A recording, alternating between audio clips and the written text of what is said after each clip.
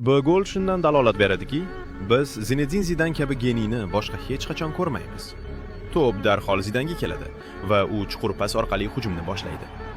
Oldida katta bo'sh hudud bor. Oddiy o'yinchilar bunday vaziyatda himoyachi qaytib ulgurmasdan darvoza tomon tezlashib ketgan bo'lardi. Ammo Zidan shoshilmaydi. Aksincha, u xotirjamlikni saqlab, to'pni mukammal nazorat qiladi.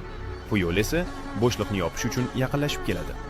Jarima maydoniga kirganda go'yo ikki aniq variant bordek. Yoki yon chiziq tomon o'tib orqaga pas berish, yoki markazga siljib zarba berish. Shu paytda Puyol orqadan yetib keladi va markazdan ham yaqinlashadi. Flank orqali o'tish eng xavfsiz yo'ldek ko'rinadi, lekin Zidanda boshqa reja bor edi. Kutilmaganda u og'irlik markazni pasaytiradi, chap oyog'ini yerga mahkam qadab, hayratlanarli tezlikda markazga kirib ketadi. Puyol uni to'xtatish uchun juda yaxshi pozitsiyada turganday ko'rinadi, lekin Zidanning texnikasi butunlay boshqacha gapiradi. U yana chap